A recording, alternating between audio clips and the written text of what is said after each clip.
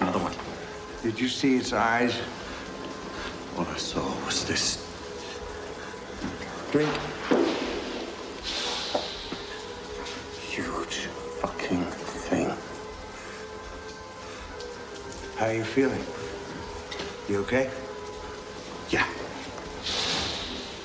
How? I feel, On edge? yeah. Good. Have one of these.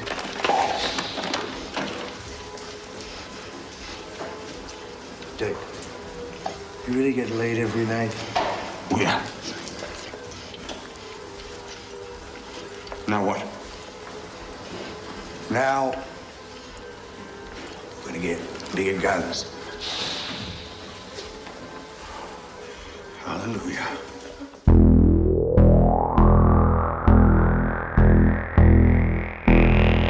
What is real? How do you define real?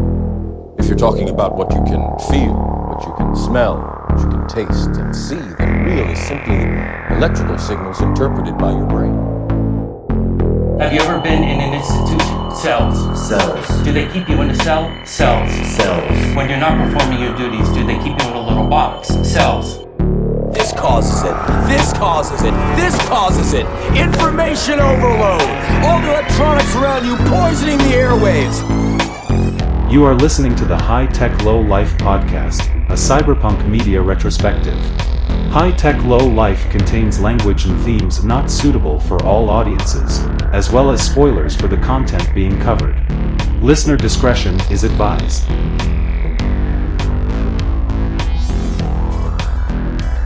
Welcome, everybody, to episode 49 of the High Tech Low Life podcast, a cyberpunk media retrospective with your hosts, Eric and Josh. I'm Eric. I'm Josh.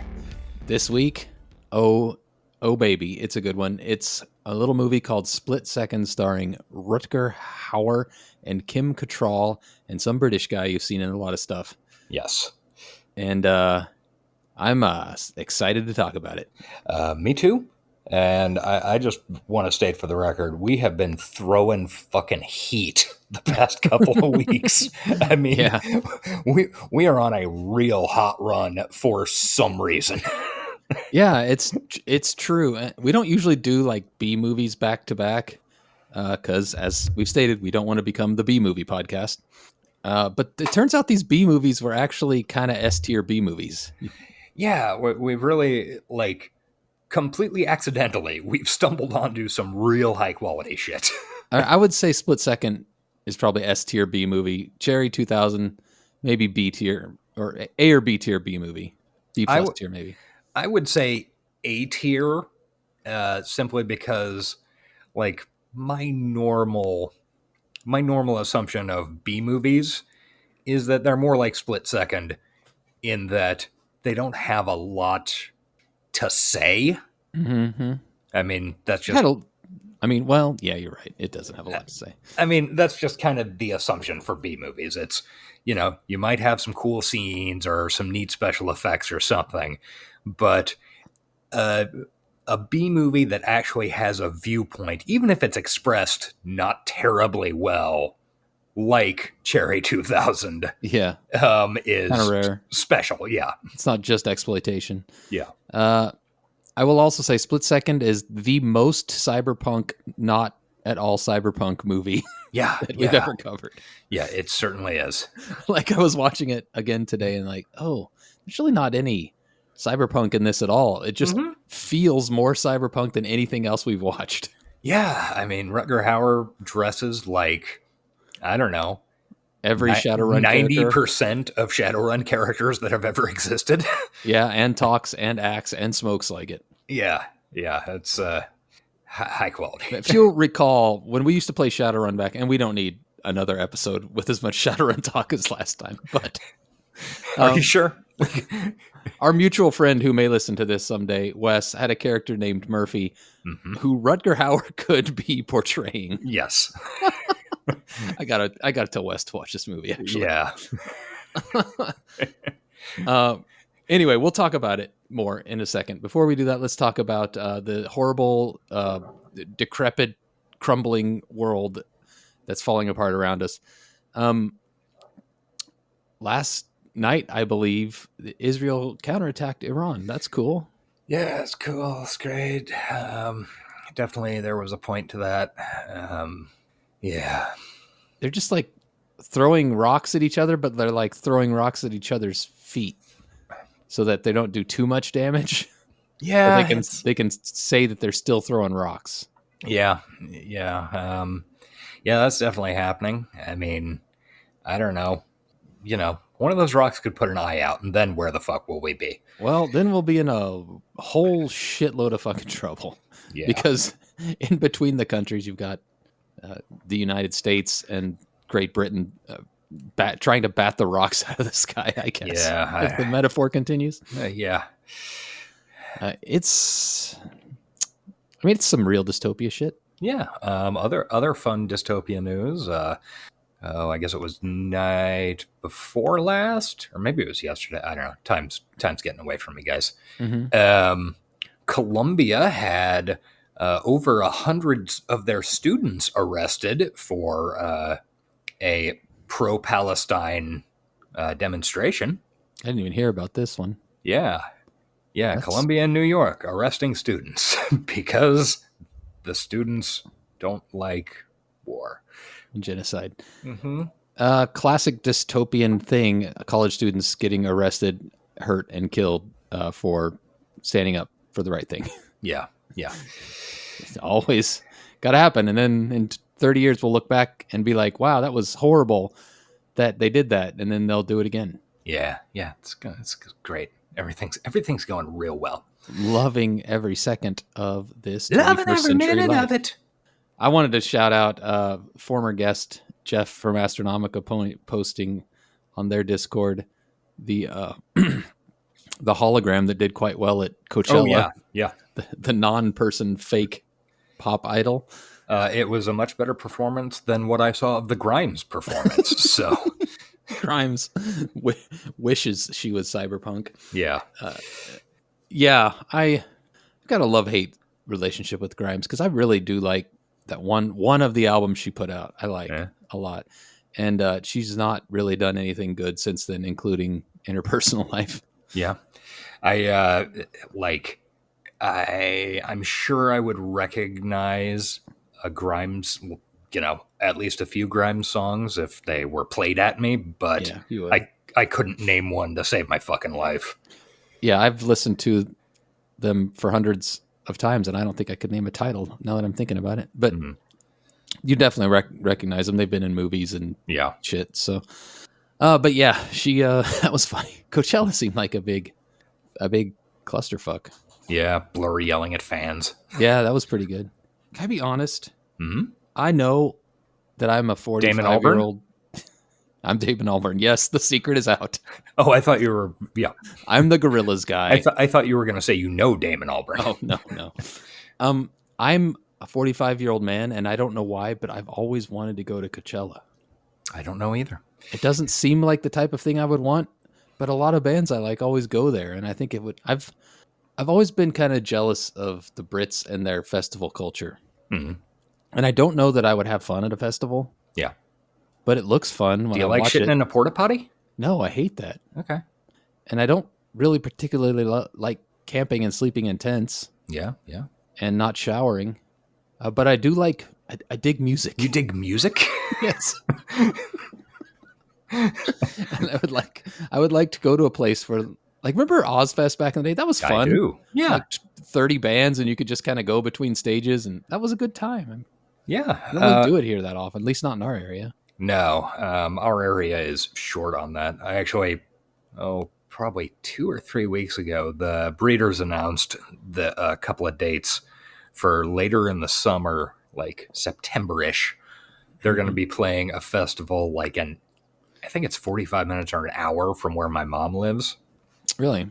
And I was like, oh, I could do that. And it's one of those 2-day festivals, and you can buy separate tickets for each day. And thought, okay, that might be, that might be doable. And then I found out the tickets for each day were $150 fucking dollars. Yeah, that's the other problem with festivals. They're very expensive, and especially Coachella. especially if you only have one or two bands and you know they're only doing like 30 minutes or 45 tops. That's that's the thing. Like for 25 years or whatever, I've always thought. Pretty much every year, I go, "Oh, Coachella lineup. Hey, I'd like to see that band." And like, I bet that would be, I bet seeing that band would be great. It would be less. Well, that band will be touring in your area in a couple Yeah. months with a much smaller crowd and a much lower ticket price. And a much shorter drive to the Yeah. festival. And I'm actually a person that enjoys watching bands I don't know and finding new music that way. I don't get to do it very often, but I never miss an opening act when I go to shows. And why would you? It's, well, a lot of people like, I can't believe when I go pay full price for a concert and like the opening act starts and it's like empty and it's not till the main show that I can see people filtering in the doors. And I'm like, wow, that's just, I get it, I guess, but, and you're paying for the whole show. You should see the whole show, right? Yeah, that's what I would think. Just a value situation at that point. I mean, in retrospect, that hasn't always worked out for me. I mean, that's why I've seen fucking Coal Chamber 8 times. Good but point. It's not always a good thing. Yeah. I sat through Lacuna Coil and didn't exactly love that. But yeah, at the same time, I remember in 1996, I think, when I drove out to Denver and saw 9 Inch Nails and David Bowie, and 9 Inch Nails went first to that show, and then approximately 3/4 of the audience left. Really? That's crazy. Yeah, it was wild. I mean, 95, I guess. Yeah, because it was Bowie like hadn't had his like resurgence yet, and Nails fans are very, they like that band, and that's all. At least they did back then. And it was peak 9 Inch Nails. Yeah, I mean, I just felt bad for him. He seemed to be having a good time on stage. So, and then they also the Idiots also missed out because Trent came out and did like 5 songs with Bowie. So yeah, no, that's how stupid. I remember I went to a Danzig concert and a little band opened up that I've never heard of, and they kept doing this weird sound at the beginning of their songs, like "oh wah" that I'd never heard before. And then like 3 weeks later, that song was all you heard. Yeah. So I felt ahead of the curve on that one, although I never really cared for him. Yeah. Anyway, I guess we've kind of moved into recommendos because this ain't dystopia. This is just good old fashioned fun. Do you have any other recommendos while we're here? Let's see. Oh, I rewatched Dune 2. It's on streaming now. Already? Yeah. Still a rockin' good time and my favorite comedy of the year, I think. I can't remember if Bottoms came out this year or end of last year. I think it was last year. Yeah. I will say, you and I watched it in IMAX, and then a week or so later, I watched it in like standard theater with my wife, and it was, I mean, the movie was still great. Don't get me wrong, but it was a noticeable difference that I was sad that I wasn't watching it in IMAX again. So I'm guessing on streaming, that kind of sucks. It does. I mean, it's still a good movie. It's just like, cause it was standard. I don't remember what ratio it's in, but yeah, it's definitely different in some of the scenes where, especially the big worm scenes. Yeah. Those final charging into battles. I mean, they're still big and epic and cool, but they're not the holy fuck, what am I looking at? Epic and giant. Yeah. I'm going to watch it again anyway. I'm glad we saw it in IMAX because. Oh yeah, me too. That was a special cinematic moment. It really was. I don't have a goddamn thing to recommend. Okay. Trying to think. Well, if you want, I can drop another real quick one. Yeah, drop another one. I'll really scavenge. It's even like vaguely related to our show. So last night because I was flipping through the Apple, TV app, I saw, they have movies. So I went looking through the movies and saw that Edge of Tomorrow was on there. Oh, nice. And I hadn't seen that for a number of years and was like, fuck it, I'll watch this. Boy, that is a successful fucking movie. That's almost close enough we could cover. Yeah. I mean, An argument could be made. yeah. And just shit, like that's one of those movies where, you know, unless you just really don't like Tom Cruise or Emily Blunt or something, you just have to look at the movie and go, man, that is a good bit of construction. Yeah, I mean, agree. And it's just, it goes down fucking smooth. It has fun ideas, and it is just so goddamn good in terms of, I just remember watching it in 2014, I think, whenever it came out, and being impressed with, man, this is fucking great. It's just like you see Tom Cruise die like 50 fucking times, and half of them are dumbass mistakes, and that is a weirdly endearing thing. Yeah. When you're so used to Tom Cruise Tom Cruise is perfect badass. hyper competent. Yeah. I mean, yeah, he's kind of an asshole in that movie too. And yeah, he's kind of a piece of shit. And yeah, I love that movie. Like, and I'm not a Tom Cruise hater, to be clear. I will usually enjoy anything he does, but that one in particular is up there on my list for him. Yeah, it is a fun goddamn movie 10 years later. Speaking of watching it in proper format, I saw that movie for the first time on a 6x8 screen on the back of the seat in front of me, flying back from Southeast Asia. Not the appropriate way to watch it, but still not engaged with it the whole way. Like it's just a good movie. Yeah, Bill Paxton screaming at him. Yeah, yeah. And I'm not an Emily Blunt flan. Delicious Emily Blunt flan. Cut me a slice of that. Anymore, really, but oh yeah, but I guess back then she's kind of a conservative person, I think. Yeah, I believe that. I mean, she's married to John Krasinski. Yeah, also a person I'm not a fan of at all. Yeah. In fact, dislike most everything I've seen him in. Yeah. Yeah, I'm trying to think of what I have seen Emily Blunt in. Okay, so Edge of Tomorrow, those Quiet Place movies, and Oppenheimer, off the top of my head, are the only things I can think of.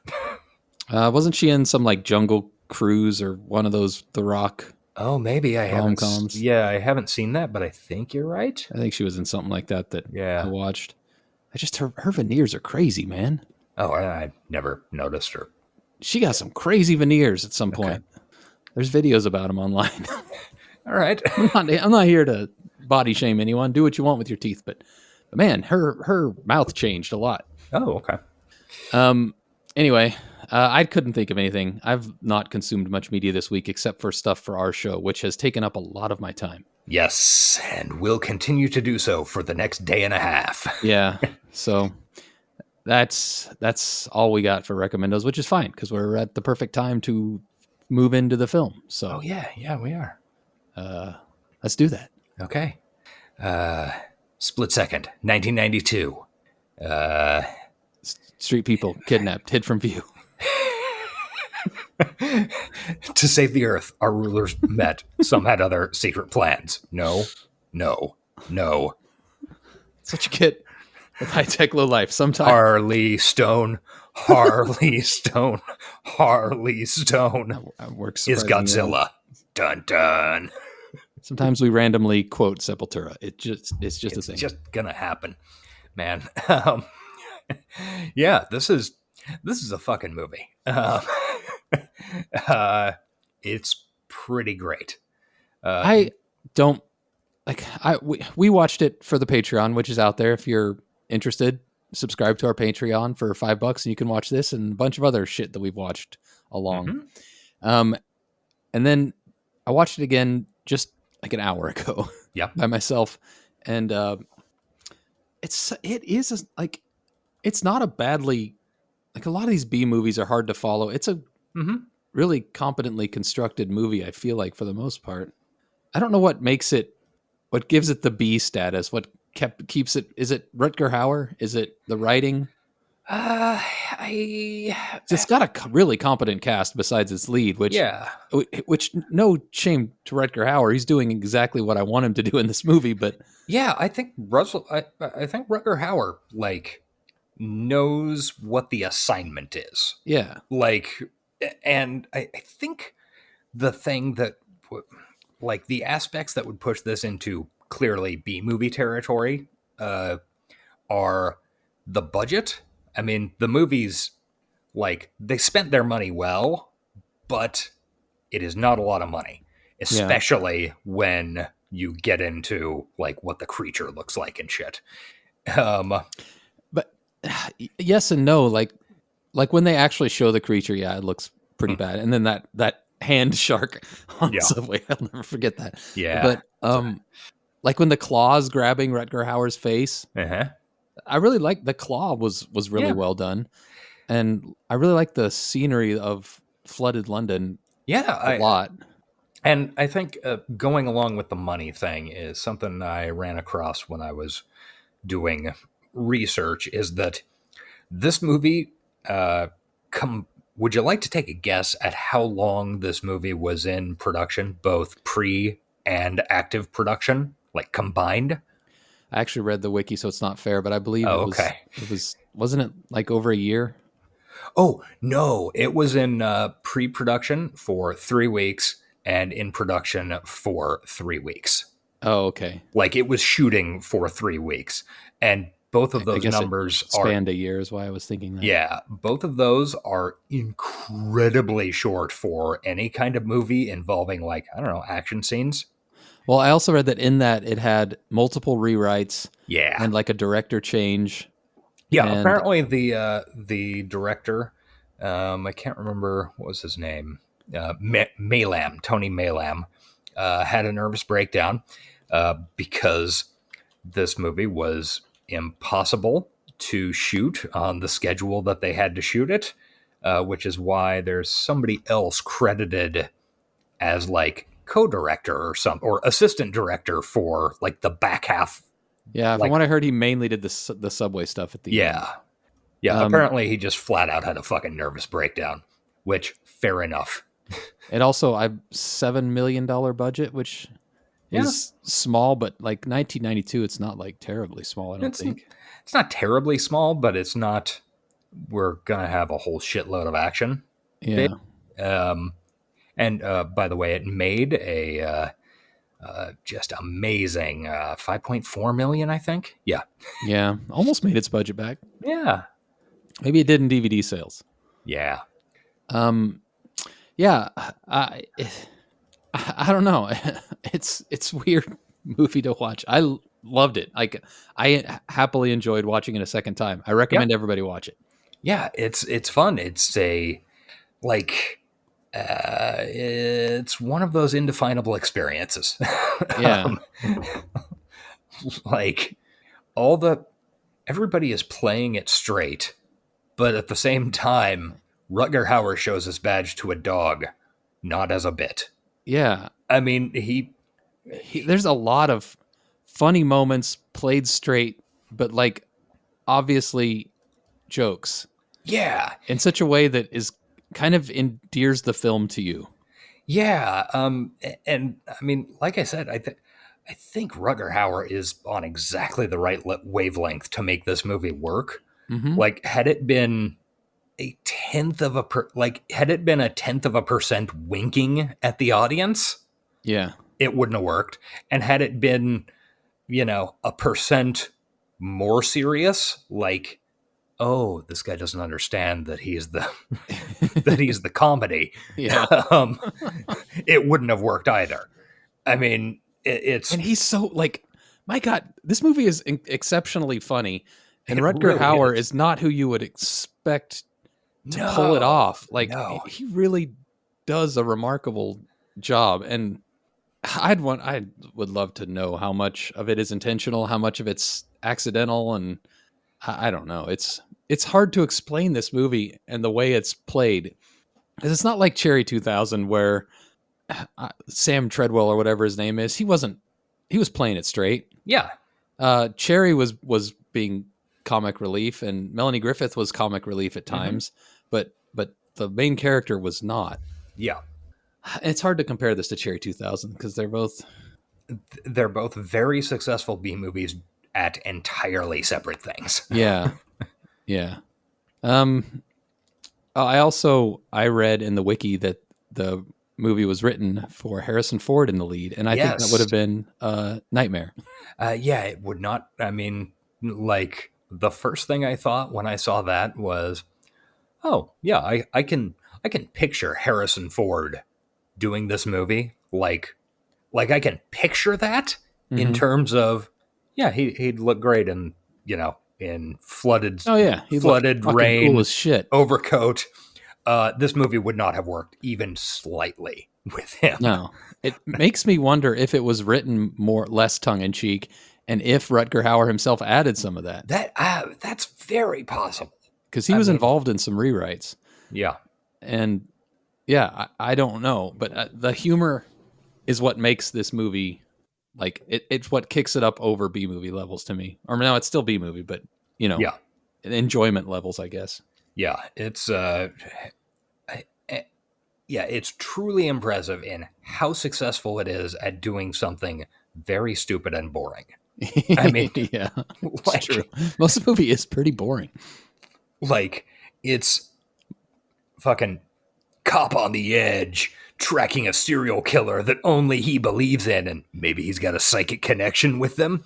And he's, they're going to take his badge and all the terrible 1980s cliches. Right. And the 80% of the times he fires his gun, it's at nothing, by the way. Yeah. Oh, easily 80%. I mean, maybe way more, honestly. Yeah. It's the worst collection of fucking cliches that could be the plot to literally any B movie from 1985 to 1999. Yeah. But the central performance just kicks it up a huge notch, and everybody is playing around it perfectly straight. It's except for, towards the end, Detective Dick Durkin starts to morph into Harley Stone, which is hilarious and awesome. Like, it's where the movie really starts to kick up. Other than that, though, like, can you imagine 45-year-old overweight Rutger Hauer and Kim Cattrall in her prime together? It's ridiculous. Yeah, but she plays it like it's the most normal thing. Of course it is. Just eating chocolates off a fridge. Yeah. Like, that's so disgusting. But she's great in this movie. All the British cops, which are way too talented of actors to be involved in a movie like this. Like, I don't know, the thing that kept coming back to me as I watched it the second time was seeing Pete Postlethwaite in, I don't know, I didn't even think to look at where this is on his credits. This great, incredible Shakespearean actor. I mean, just incredible. He's been in so many good fucking things. And he is just playing, like, fourth guy from the left who hates Rutger Hauer's guts. I mean, and he's just like, this guy, like, he's like in the Royal Shakespeare Company and, all sorts of. I'm looking at this. He did the same year. He did a lot of films in '92. He did El Cid, Split Second. He did Alien 3, Last of the Mohicans, Shakespeare: The Animated Tales.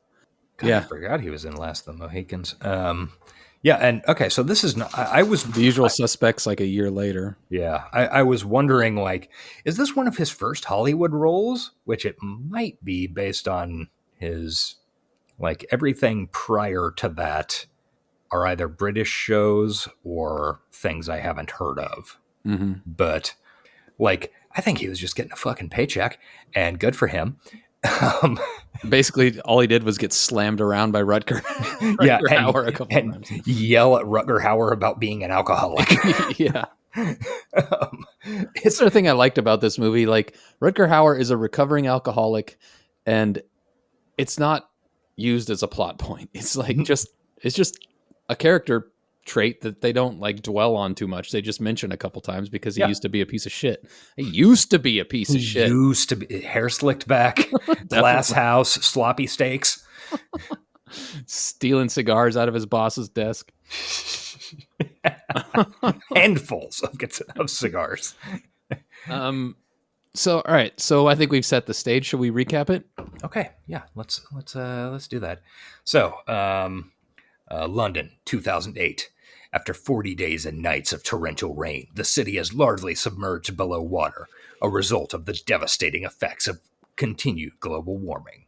The warnings ignored for decades have now resulted in undreamed-of levels of pollution, where day has become almost endless night. Remember a time when global warming wasn't a political issue? It was just something people knew was happening. Yeah. Like the ozone layer, everybody was like, oh, that's crazy that that's happening, but scientists say it is, so we should do something about it. Yeah. And they did something about it. And it worked, And it really worked. well. And now we don't have that problem anymore. Yeah. And nobody had to like go on their talk radio show and talk about how it was made up or anything. Yeah. Oh boy. This dystopia sounds great. It really does.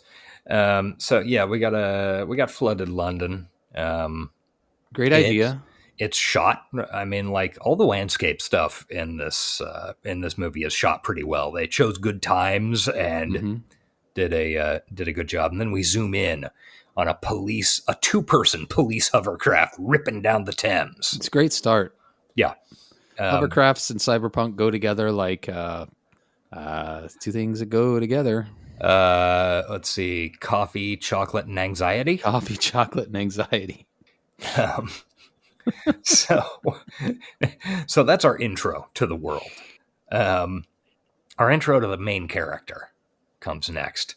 It's cinematic beauty. Yeah. A scroll up from the boots.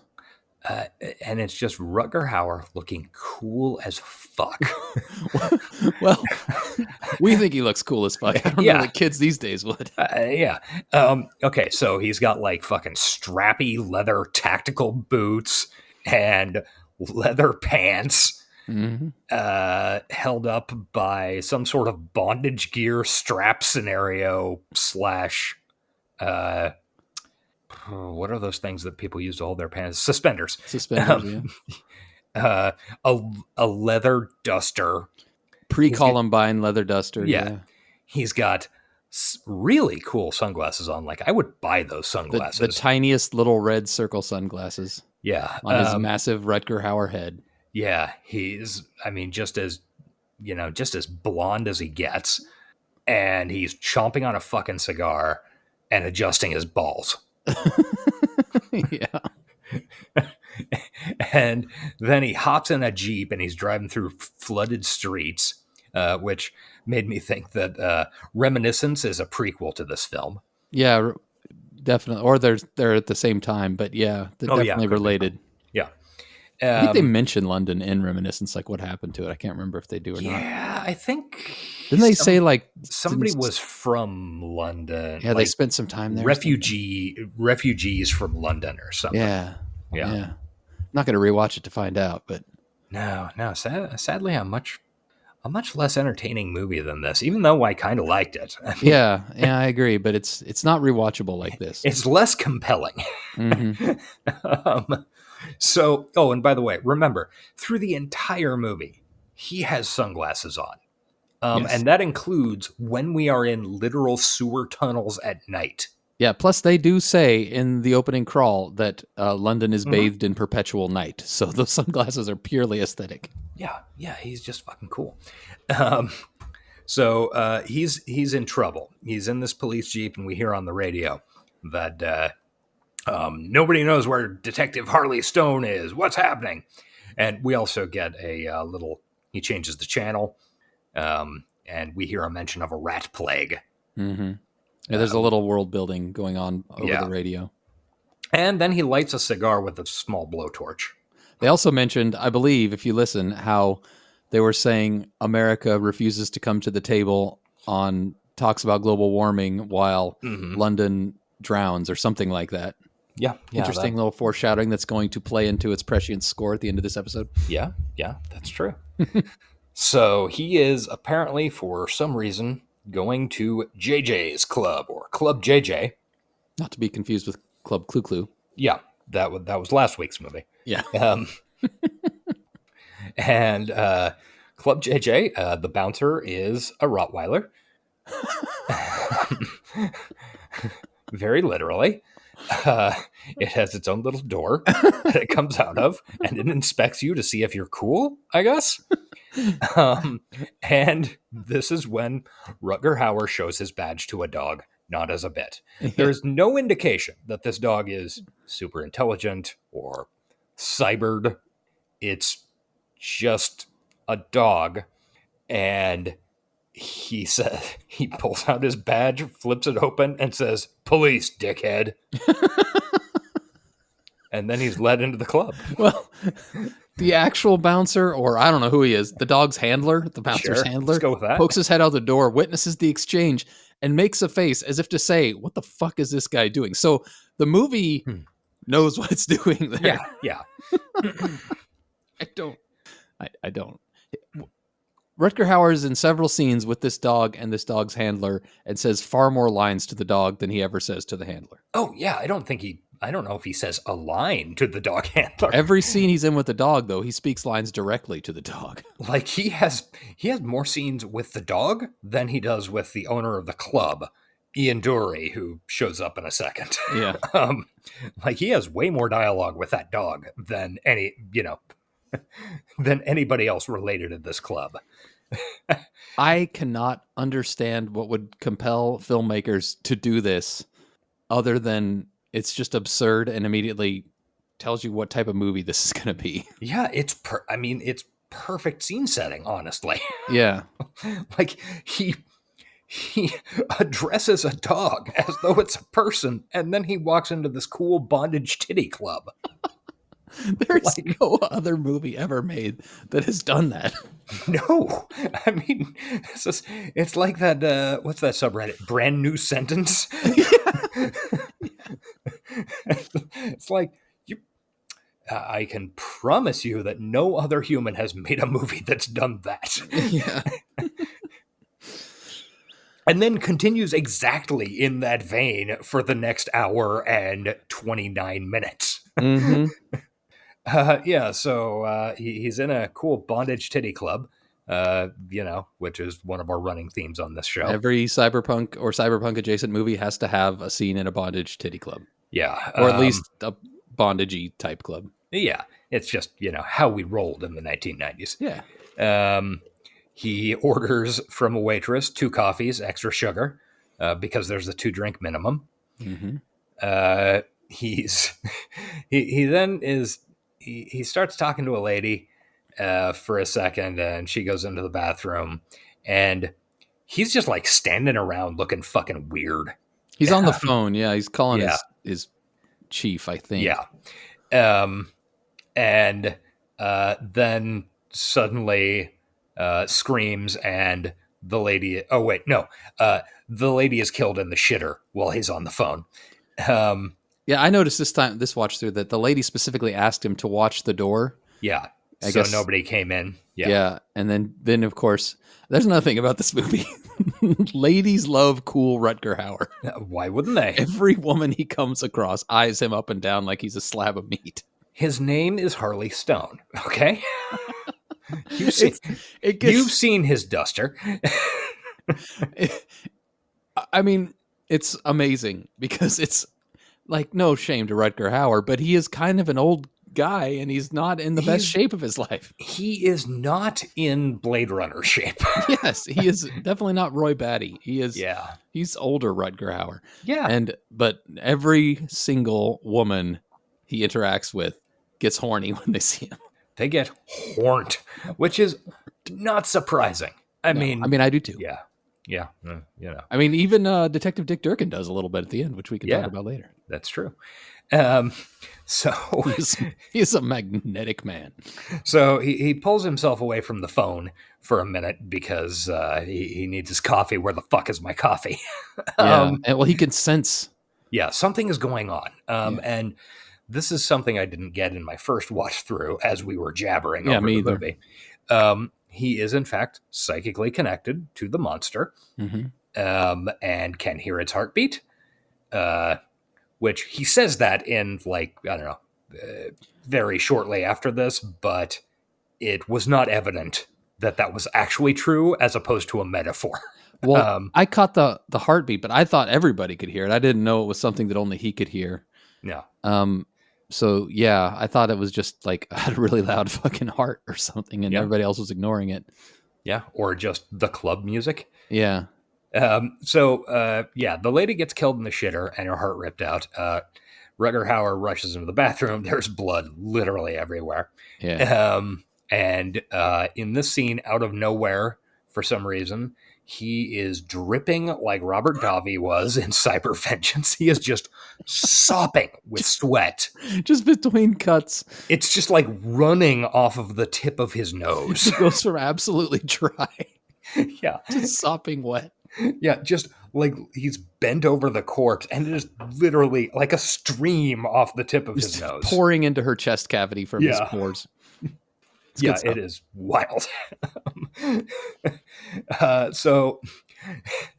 So then he starts waving a giant fucking revolver around in the club. Mm-hmm. And wait a minute. So this murder happens. He's the first to see it. He's got to go question everybody. Yeah. And what's the first creature you ask what they saw? Yeah, he comes out of the bathroom waving this giant fucking revolver around and threatens the dog. What about you, dickhead? I know you saw him. He is clearly having a nervous breakdown.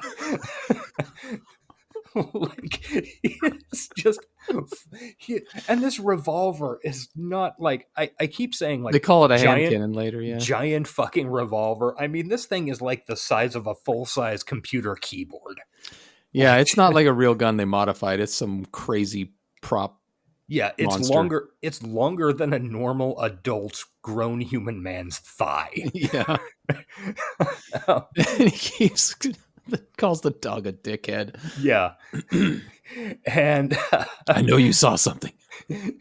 And apparently, Jesus Christ, this movie is fucking insane. He puts the gun in the dog's face and accuses him of holding information. Holding out on him. Maybe we're overplaying it, but if you've seen it, you know it's insane. Yeah, and great. Yeah. Like,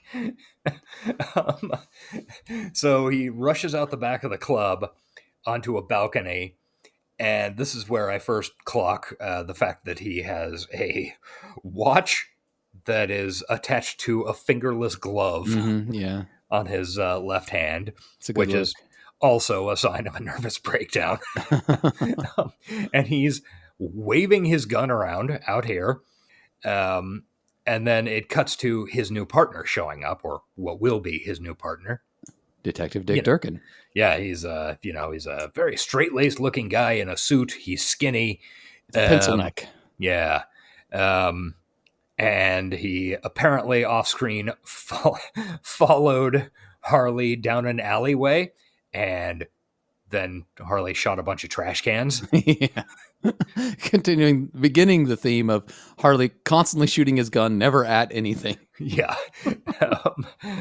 So we get further information on Dick Durkin. He's an expert on serial killers, and he was under the impression that we were dealing with a psychotic, not a psychopath. So that changes the movie entirely, right? Yeah, entirely. I mean, up until this point in the film, him and the entire audience have been assuming that this is a psychotic that they're dealing with. Mm-hmm. No, it's a psychopath. It's a psychopath. The difference is clear. Yes. What's the difference, by the way?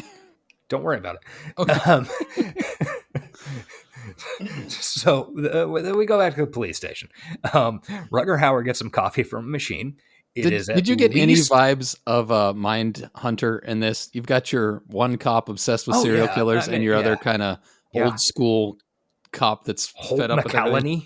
Yeah. I don't know. Just a little bit. Yeah, sure. And Kim Cattrall is the Anna Torv. Yeah. Well, No, I'd say Pete Postlethwaite is, but Okay, sure. And of course, Michael Pollard is the BTK killer. yes, yes. So we go to the police station. Rutger Hauer gets some coffee from a machine. It is literally 1/2 sugar. Yeah, it is a styrofoam cup half full of sugar with a little bit of coffee. Yeah. Then Pete Postlethwaite starts yelling at him because we find out shortly afterwards that Pete Postlethwaite's best friend was Rutger Hauer's former partner who died. Who died? Yeah. So Pete Postlethwaite's just giving him shit and screaming at him. And then he stirs his coffee with the pen he pulls out of Pete Postlethwaite's pocket. Yeah, classic badass move. Yeah, which is a very fun gag. It's so fun. They do it again in about 3 minutes. Yeah. It's honestly a great move. If it works once, why yeah. only do it once? Mm-hmm. Go back to that fucking well, man. Yeah. We get some talk about how Harley is way overarmed. Like, I'm surprised you don't have a grenade launcher from the chief. Oh, also, we skipped when he's... I specifically noticed this mainly for a scene later on, but when he comes into the police department, he has to surrender his weapons to a sexy lady cop at a cage. Oh, yeah, yeah. And she's like, "It's good to have you back, Harley. I thought you were gone." And she's obviously hot for him. Yeah.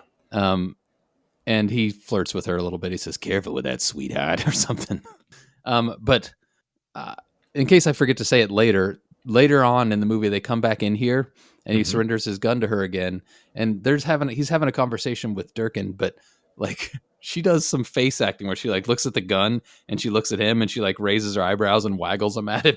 Oh, okay. Apparently I missed that. I must have been typing when it when made that me happened. laugh out loud when I saw it because she was very suggestively looking at his gun as if it was a phallus. I might have to watch this movie again. Like immediately. I don't think your life would be harmed by doing so. Yeah. The chief is surprised that Harley doesn't have a grenade launcher, and Harley says, I couldn't get a permit. To which Durkin laughs. Yeah, he does. And it's at this point that we really get established that Durkin is going to be his new partner. No ifs, ands, or buts about it. Harley hates this because this guy's a fucking pencil neck. He works alone. Yeah, he's a cool rogue cop. So then they're going to leave and go back to investigating this serial killer. But a cooler gets delivered to Harley at the police station, and it turns out there's a heart with a bite taken out of it inside. Pete Postlethwaite is doing a fun you're such an alcoholic bit saying, "Did you get your beers delivered here?" Yeah. Yeah, it's very fun. And then everybody's it's a cool thing to make fun of alcoholics. It really is. Yeah. It's very fun and normal. Yeah. So yeah, we discover it's a heart with a big bite taken out. Yeah. And then we go back to the murder site. And the dog. Oh, and also he abandons Dick Durkin. Yeah.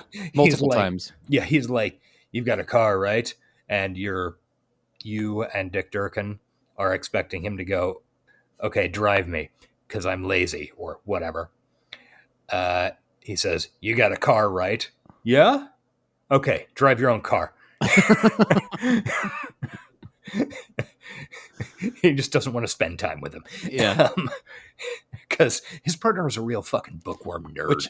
Which I'm not going to lie, man. Like, as cheesy as it is, it pays off in the end when these two become close. Like, it really it's does. So cliche and so overdone in movies, but it pays off better in this one than in many buddy cop movies that we watched over time. Yeah. I love Dick Durkin. He's a great side character who's being completely straight to this fucking madman. Yeah. Yeah. It's incredible. Like, I cannot say enough good things about this movie. I don't know. Like, it got really bad reviews. I should check some Rotten Tomatoes. You keep going. I'm going to read some Rotten Tomatoes reviews, see if anything. Oh, number one, this opened the weekend of the LA riots. I saw that. That probably hurt its numbers. Probably didn't help, yeah. So we go back to the murder site, and Harley's just hanging out, laying in the chalk outline on the floor of the bathroom Yeah. because that's normal. And then Ian Dury and the dog come in. He talks to the dog some more. He does. I know you saw something. Yeah, we just have a great time chatting with this fucking dog. We don't actually learn anything at all. Mm-mm. It was just, I don't know, I guess Rutger Hauer wanted to hang out with the dog some more. I'm not sure why. Well, that, plus they say you got to be crazy to lay down in all that blood or whatever. Yeah. So then they get a radio call, and there's been another homicide. And this is the point at which Dick Durkin suggests that maybe you're psychically connected to the murderer. Yeah. And Rutger Hauer shoots a rat. Oh, right. Off. Why not? Is that where he shoots it off of his shoulder? Yeah. Okay. Yeah. And then, okay, I think I must have missed a scene change here or something. Can I read a few of these reviews? Oh, feel free. People don't get movies sometimes, I feel like. Nick S. gave it 2 stars. Really? Media literacy is a problem? Media literacy is, yeah. I couldn't watch much of this. Most of the actors sounded stilted. The scenes didn't build well, and the action was cliche. Hauer is capable enough, but couldn't do much with that corny dialogue. It really was just a Blade Runner fan film. Shame, because the sets were pretty good. Like, come on, dude. I guess I watch it, and the corniness is clearly intentional. Yeah. And the fact that they're playing it so straight is I don't know. Next guy, 5 stars. It's a gem of sci-fi horror. Acting is really good compared to newer movies today. Original also. Rutger Hauer in his prime. This movie went direct to videos, but this would be a great remake with new CGI effects, and special effects today would be awesome. Also, likes it, but is wrong. Yeah. Yeah, that's... it would be bad with today's special effects. Yeah. Anyway, it's got 56%, so okay. I think that's a fair rating for it. Yeah, I don't know. Yeah, I think especially that first review makes me really reminds me of what Roger Ebert said, I don't know, probably 35, 40 years ago, that a movie reviewer or a movie review isn't what a movie is about. It is how it's about what it's about. Like, you need to grade everything on its own relative scale. Mm-hmm. This movie is trying to be an inexpensive, entertaining action sci-fi horror movie, like with a bunch of comedy in it. And I think it is a fucking stellar example of that. Yeah. That first guy was reviewing this movie as though the movie was trying to be Blade Runner. Yeah. Which, yeah, it fucking fails at being Blade Runner. I mean, it's a terrible Blade Runner movie. Yeah, it's nothing like Blade Runner. Yeah. It does homage Blade Runner at times. Like, it recognizes that Blade Runner exists in the same general, genre, I guess, but it's not trying to be Blade Runner. Here's one more. Okay. 1 star. Jump in your hovercraft, shave in public, and light up a cigarette with a blowtorch. This is action movie making at its worst. A dull lead performance from not the Terminator, and a plot that seems to want to be Terminator. It's not the Terminator, but it has all the effects of it in second-rate production. Ugh, what? Show my badge to a dog and turn it off. Plus the Predator shows up for some reason. Meh. Man. I don't like... And then the next... Sorry, one more. I get it. Walter People P. are wrong on the internet. This is the only guy that's right. This is the only guy that's right. Walter P. 5 stars. Very underrated movie. Agreed, Walter P. Yeah. Okay. Good job, Walter P. Yeah. I mean, sure, shit's subjective, but I feel like to have accurate media literacy, like you said, you have to look at what something's trying to do and see if it accomplishes that. And this wasn't trying to be Terminator. It didn't feel at all like Terminator. No, it's the monster. I mean, it was in that it was like sci-fi horror, but the monster is completely different. Yeah. And the whole thing is like, I don't know. It's, I don't want to dig into Terminator too much. We're going to have plenty of time on that on Judgment Day. Digging in for that. Plenty of time for that on Judgment Day. um, but like you're like structurally and like everything about this movie is deeply different from Terminator. I cannot like we've watched movies that were trying to rip off Terminator, Yeah. and I don't know what asshole he pulled that idea out of. Blade Runner, I get a little bit more, but even that is not Blade Runner. Yeah. So we're at this new murder scene that got reported. It's in a fancy apartment. There is blood all over the place. And also Rutger Hauer's former partner's gun. Yeah, that's a message to me. It is a message to him. And we find that there is a Scorpio symbol drawn on the ceiling in blood. Scorpio. Yes. We show no shame. Yes. Shake it, baby. Shake it, baby. So we it's a reference everybody's going to get. I'm 100% certain. Yeah, our entire audience is super into electro. So we investigate. We shoot a rat. I mean, it's not a real big deal, other than we established that the ceilings are really tall in here. So to draw that on the ceiling, the killer must be like 10 feet tall. We also established that Detective Dick Durkin hates rats. He does. And also the psychic connection. Yes. So we go back to the police station. We do the checking in and turning in guns thing again. Mm-hmm. And he gets the mold back. Oh, and that victim hadn't had its heart ripped out yet. Right. They got there just in time or something. Yeah. But they got a mold of the teeth off the bite of the heart that got sent to the police station, and it looks like a mold of xenomorph teeth from the Aliens films. Mm-hmm. So keep that in mind. Maybe this killer isn't human. Maybe it's not a psychotic or a psychopath. Yeah, could be. Let's see. Then. Oh, wait, no. Getting the mold of the teeth was actually just out, like in the hallway outside the murder scene. That's right.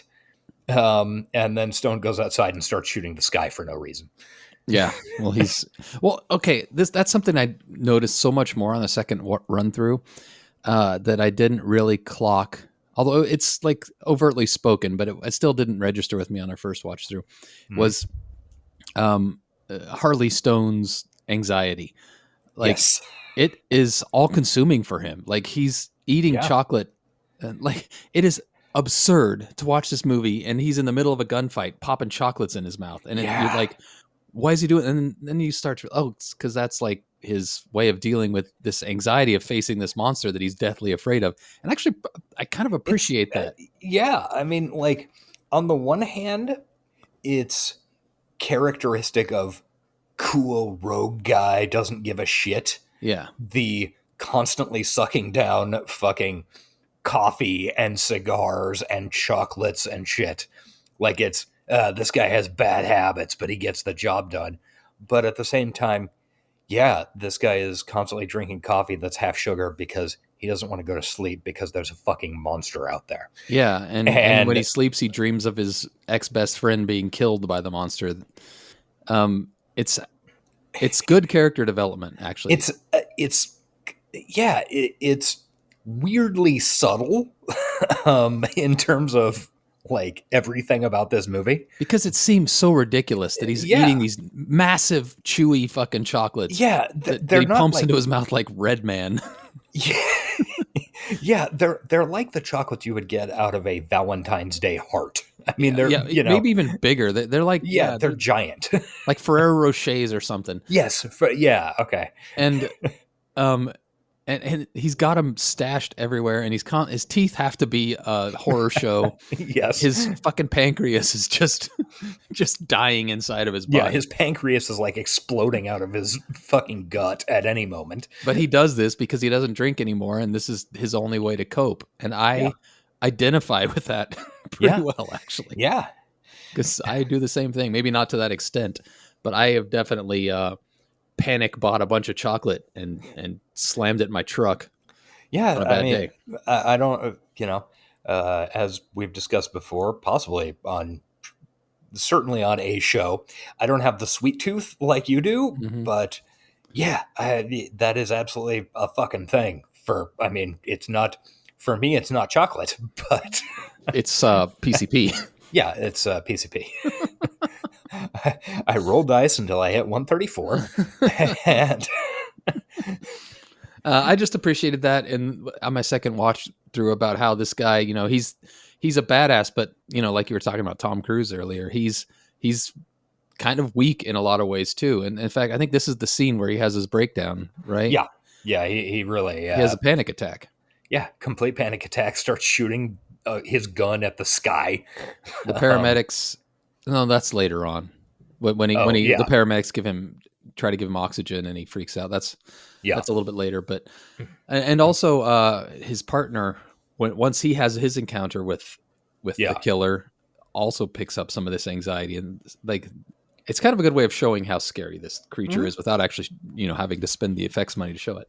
Yeah, they honestly do a very good job of, if you think about it for a second, like, okay, we're in a fucking horror sci-fi film, but these are relatively, theoretically, regular people, regular cops who are used to, I don't know what British gang violence or something, Yeah.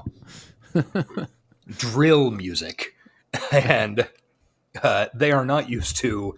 Give me the trainers, Yeah, or I'll stick you. yeah, exactly. Happy slapping. This is not a world in which, I don't know, a 10-foot tall fucking rat, alien, DNA hybrid, whatever, Rips out hearts. It rips out hearts all the satanic time. symbols on the ceiling. Yeah, Yeah. that's rare. Yeah. So then after that, Rutger calms down a little bit, and he and Dick Durkin have a pretty nice conversation in the restroom, like where it's kind of explained that, no, this thing killed my partner and blah, blah, blah. And then they go to the shooting range. The conversation continues because Rutger Hauer does a lot of shooting. Mm-hmm. Once again, never at any living thing. Yeah, never at any living thing. Except rats, which barely count. Yeah. Oh, and at this, it's also at this point that I was doing a little IMDbing while I was watching the film and found out that Dick Durkin was married to Anna Gunn for like 15 years. Wow, that's awesome. Yeah. Yeah, I was like, huh. And the dude, like, if you go down his fucking credits list on IMDb, man, he's doing well. I instantly recognized him when he came on screen. He's been in so much, and his voice has been in so much. Yeah, he hasn't been in a ton of stuff in the past 10, 15 years, at least physically, but boy, he gets a lot of fucking voice work. Yeah, so many Batman cartoons and video games and Metal Gear Solid. Yeah, he's worked a lot. Mass Effect. He's in Mass Effect. I think was he also in? He's in Jedi Knight, Jedi Academy in 2003. That game is so good, dude. Okay. I think we were probably living together when I was obsessed with that game. I think I remember. Yeah, I think I remember you playing that. Yeah. Oh, and he's in the God of War games. That's right. He's in Highlander, the TV series. Ooh. Anyway, he's an accomplished British actor. Let's just who makes his fucking nut doing VO, and good for him. Yeah. So then after this, heart to heart in the shitter and at the gun range, Harley Stone goes to the London necropolis to visit the grave of... He was in Mad Men, sorry. Yeah, I do remember seeing that. To visit the grave of his ex-partner, who, let's see, I think it's like a couple of scenes from now, but we find out that he was having an affair with his former partner's wife. No, it was before this. Was it? Oh, okay. I think it's maybe it was in the captain tells it to Durkin. Okay. When he's briefing him. Oh, okay. So yeah, Stone was having an affair with his ex-partner's wife when his partner died. So Stone goes to the necropolis to his partner's grave. I don't know. I guess it's not a grave if it's a necropolis. Whatever. I never Memorial. understood how those things work. And runs into Kim Cattrall, who is his ex-partner's wife. And she is, I don't know, in from out of town, where she works with kids. They're both clearly not British. No, definitely not. So they have a bit of a conversation. She's obviously still attracted to him because she's a woman in this world. And he's Harley Stone. Yeah, he is Harley Stone. And we go back to his apartment. But we're gonna... as we will soon learn, as magnetic as Harley Stone is, he does not have as much sex as Detective Durkin. No, that's coming up in about 2 scenes. Yeah.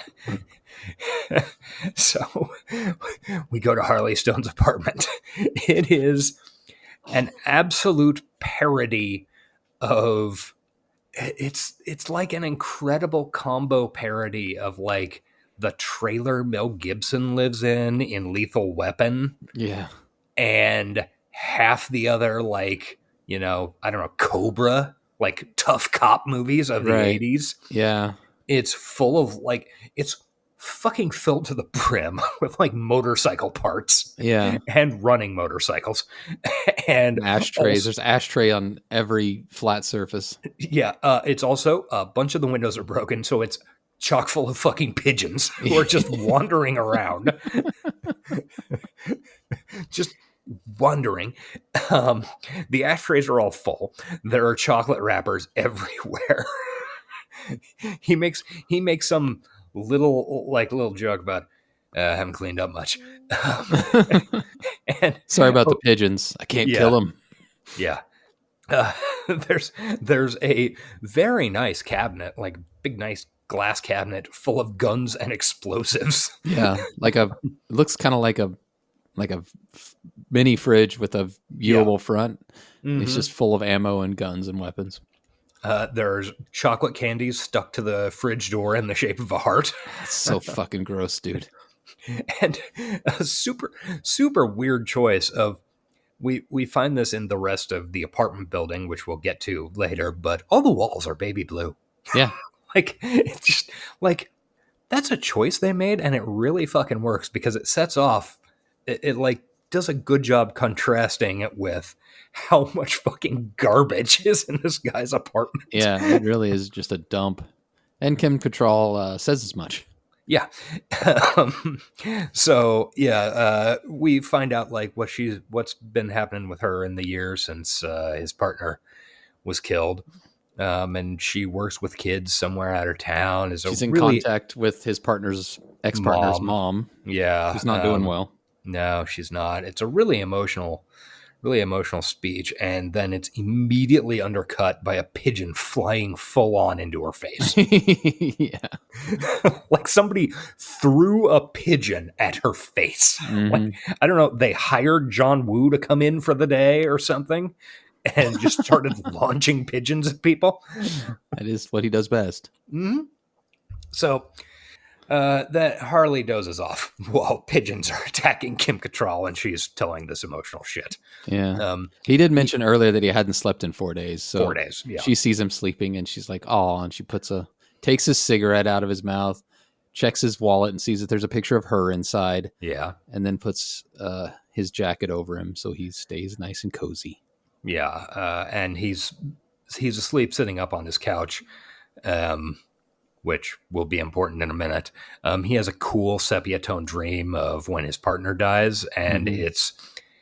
it's a very funny thing. Like I just love and we will run into it again in this movie. People walking down like a flooded hall or sewer or something, and then they just fall straight down and like, disappear from sight. That joke. Like somebody just walking and then falling through a manhole cover that you don't see coming. That joke never fails to land for me. Like it's just, I don't know what it is about that, but every time that works on me. Unfortunately, that was the last joke his ex-partner ever played. Yeah, it really was. So yeah, then he wakes up And he wakes up with a pigeon sitting on top of his head, and he does the most comedic, like lip smacking cartoon dog wake up you've ever seen in your life. Yeah. And then comedically sees the pigeon on his head and shoos it away. And then he checks his hair for pigeon shit. Yeah. It is very funny. You can't watch that scene and not know that Rutger Hauer was doing comedy, right? There's no world in which a human does that without understanding it's comedy. Yeah, agreed. Yeah, it is like, and then we get further into comedy. We don't run into Kim Cattrall immediately. Maybe she's taken off. We don't know. Doesn't matter. So he's going to get ready for his next day of work. He drinks old coffee out of a coffee mug with cigarette butts in it. Into the sink. In the sink so already. Fucking gross. There's so many gross things in this movie that involve food. Combs his hair with a steel bristle brush. Oh, so painful. And then he looks out his window to see Dick Durkin standing on the hood of the police Suzuki Samurai doing fucking Tai Chi. Mm-hmm. And then, like, there's almost no cut from he sees him out the window and then says something like "fucking nerd," and then like turns around and then he's outside and finds Durkin sleeping. Yes, I noticed that in this watch too. There's some bad editing there. Yeah, finds him sleeping in the Samurai with his feet up on the dashboard, ties his shoelaces together, hilarious. Yeah. Then trips the siren on the Samurai, so that Durkin like bolts upright and tries to get out of the car and trips immediately. It's fucking hilarious. And then, of course, pulls his gun to kill whoever did this. This is the scene at which we find out, a little bit more about Dick Durkin. He went to Oxford. Mm-hmm. He read all of these books last night after sex. Yes.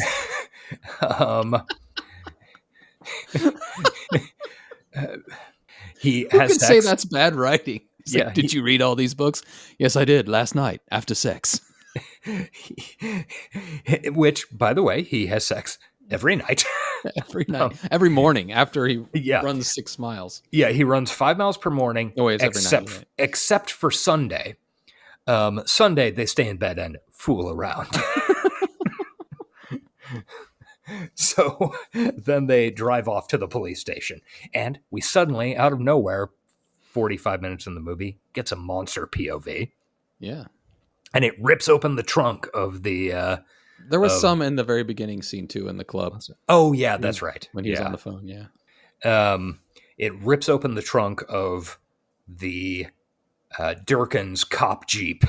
Yeah, they should have taken both vehicles again. Yeah, they should have. And you see a shotgun in there. And then we get this, like, a fairly competent setup of, like, Kim Cattrall wandering around the apartment, dicking around. Because apparently she was asleep while he was fucking pulling out all his hair with a steel bristle brush. And... lacerating his scalp to ribbons. Yeah. Just doing comedy bits for the camera for no reason. She sees the disgusting, fucking awful heart candies stuck to the fridge. So his fridge is nasty to begin with. It's like yellow and got stains on it. And then it's got these chocolates in a heart shape. He had to have licked the bottom and stuck them to this gnarly fridge. Kim Cattrall walks up, plucks one off. You can see the gooey stain it leaves behind and pops it in her fucking mouth. And I've never been more disgusted in my fucking life. Very sexy. So then we get this intercuts of Cattrall wandering around the apartment. Then we cut to Stone and Durkin like driving. And then we also get monster POV, like going around the apartment building. And Kim Cattrall's like, I'm going to get in a bath. And classic POV about to kill a girl in a shower situation. Yeah, it really is. And they what's the movie that came from? I believe it's the movie Psychopathic. Yes. Yes, that is exactly it. You knew where I was going. Yes, of course. Um, so, uh, so Durkin and Stone go to a bar where Stone gets a full English. Yes, he does. And apparently this is a place he used to drink. He doesn't anymore. Yeah. Nights in White Satin is on the jukebox for some reason. I noticed this time that I watched it that Nights in White Satin has been playing a lot. Yeah, it was also in the club at the beginning. Yeah, it's also because like that is a real club banger. kind of the love scene where she's watching him sleep and stuff. It's playing in the background, but like a Muzak version of it. Yeah. Nights in White Satin. They paid for one song and they made the most of it. Hell yes.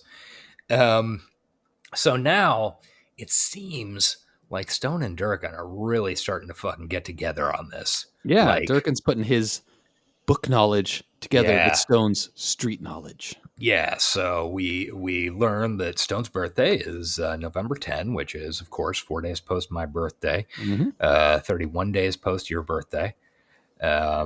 Something like that. I can't do the math. Pre Marvel Cinematic Universe, Civil War, post American Civil War, Mid Confederate flag controversy. Confederate flag controversy, Joke so on makes and no so sense forth. to most of our listeners. That's fine. One of them loved it. Yeah, one of them. Two of them loved it. So we go through a really fun explanation of how the killer only kills at high tide, and Scorpio is a water sign, and then we learn about this cool, like what is explained as clearly, without using the word pattern, a pattern of killing at the new moon, and then they state that he's got no pattern. Don't worry about it. It happens later too, but a lot of the occult lore that Durkin dumps en masse in this movie makes no fucking sense whatsoever. Not even slightly. It's like just babble that they put in, which you can take as true or not. It doesn't fucking matter. Yeah, doesn't matter even slightly. So then they get a radio call that there's been a killing, and it's at Stone's address. So we go racing back to Stone's apartment, into the apartment, and Michelle's fine. She's just hanging out. In the shower, you see her tits. I mentioned that because it's a B movie, and you gotta have some boobs. Yeah. Plus the control movie. Yeah, and the motorcycle is running. In the motorcycle in the. It would have killed her room. Eventually. You got to give it that. Then there's a scream downstairs. So Stone and Durkin run to the downstairs apartment. And apparently the monster has the shotgun that was in the trunk. This monster ain't just got claws and the ability to rip out hearts. It can also use weapons. Yes. It immediately blows Dick Durkin out a window with said shotgun. Like it's just a full firefight. With Rutger Hauer and monster with a shotgun, and quote monster with a shotgun, foreshadowing his late career role as hobo with a shotgun. That was Rutger Hauer, wasn't it? Yeah. Also, you can clearly tell it's a monster now because they show like shots of its hands firing the gun, and it ain't human hands. Yeah, they're scary claws. Yeah, So, Rutger Hauer ends up in the bathroom. There is honestly a hilarious amount of blood in the bathroom, like an Evil Dead amount of blood in the bathroom. Shit! I actually wrote that in my notes. Harley Stone equals Ash. Okay, they are the same character. They really basically are. Holy shit! Yeah, that is exactly right. He's just kind of dumb and bumbling into everything. And way too confident. Way too confident. Yes. Way too confident in his charm. Like, man, Bruce Campbell could have played this role. Yes. Oh, dude, that is a perfect. Like, you nailed it. Yeah, I think it was during this bathroom scene when I put together the Evil Dead thing. I'm like, man, these are the same guy. This could that completely explains why I am so fond of this movie. Yeah, I think it does. It's very Evil Dead, like in a lot of ways. I think Evil Dead had a big influence on the dude who directed this, whatever his name is, Tony Malum. Yeah, boy, yeah, you are exactly right. It is played at the exact tone of fucking Evil Dead. Yeah. Serious, at times, but also not at all serious. Yeah. Yeah. So yeah, it's like this bathroom has just been painted red with a spray gun. um, and let's see. And then it runs away, just charging through a wall. Hey, And Kool-Aid style. yeah, it Kool-Aid's out a wall, then bites Michelle, Kim Cattrall. At some point, it's never established that it goes back upstairs, whatever. But Rutger Hauer starts having another breakdown and panic attack. Mm-hmm. Well, this time he thinks he's lost another partner. Yeah.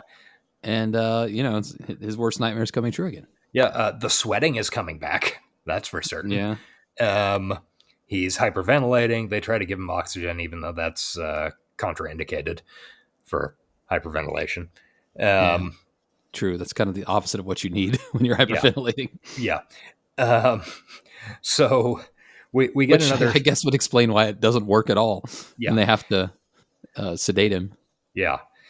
So while he's sedated, we get another cool sepia flashback of his partner falling through the hole in the sewer. Yeah. And also a bit of a flash of the creature attacking Rutger Hauer in the sewer. And then we wake up. He's in the hospital, which is also the police station. I'm pretty sure it's just like they changed camera angles. Mm-hmm. And he has this gnarly scar on one of his shoulders of like creature claws. So Kim Cattrall's there, and they kiss very aggressively. Yeah. I'm not sure Cattrall knew that was in the script. Yeah, there's some questionable shit. She looked surprised, but maybe that was in character to look surprised. I don't know. Yeah, I don't know. She definitely acted well. Like this scene felt like that's how it would play out. Yeah. So a lab report has come in, and the lab report shows that the monster apparently has his ex-partner's DNA and fingerprints somehow, yeah, and also a rat disease. Uh-huh. And also DNA from all of its victims and Stone. But we remember it didn't get its heart from it didn't get the heart from his last victims. So we got to get to the fucking morgue. Dun dun dun dun. This is where I know a fact about this movie that perhaps you read on IMDb as well. Ooh, maybe. Not IMDb. It was on Wikipedia. Shit, I forgot her name, but the original person that was supposed to do the score for this movie, Wendy Carlos, yes. Wendy Carlos, yeah, who did the Tron score that we talked about at length on our first Sean Tron episode. Yes. Apparently they hated it. Sucks. I would have loved to have heard it. Yeah, me too. But there were two songs that two songs that she kept and put on an album, I believe. And one of them was the song for this scene in the morgue. Oh, okay. So it's out there. We could listen to it if we wanted to. It's, I believe it's theoretically out there. She put out, over the course of the late 90s through like 2010, she put out a bunch of stuff that was like rejected movie score. Like, I don't know, I think she probably had like 7 or 8 different albums of just like lost scores, I think they were called. And I think it was on one of those, but they're really hard to find. That's too bad. I would like to hear it. Yeah, me too. Worth looking for sure. I think like on the one hand, I get it. On the other hand, it's a little irritating that she has such a dispersed internet profile. Like, yeah, we want everything at our fingertips. God damn it. Yeah, and I mean, I understand that she's been through a lot of shit, like even way before the current way before the current trans panic. And got a shitload of unpleasant attention due to that. But I really wish she was more out there so more people would appreciate her work. Yeah, I mean, the original Dune Tron score is fucking amazing. Yeah. So I would be really interested to know what she would have done with this movie. I bet it would have been better. I mean, it's not anything special, for sure. It's pretty boring. Yeah. We'll see. to try to hunt those songs down at some point, see if we can find them somewhere. I might have a couple. So we're going to rush to the morgue, and there's a weirdly long scene of just shoving people out of the way in halls. It's fucking hilarious, too. He's just rudely like, get the fuck out of my way. Fuck out of the way, you fucks. And just like shoving people. Just doctors and shit. Yeah. And followed by Durkin, who's running behind going, excuse me, sorry. My apologies. Good day. Pip, pip, cheerio. The fuck out of my... So Ash, man. Yeah. It Use a really horse is. blanket. God damn it. You are so right with that. There's like, I don't know how we didn't see that watching it the first time, and especially the second time how I didn't see it, because it is so obvious now that you've said that. I know. Like, all he needs is a chainsaw hand. Exactly.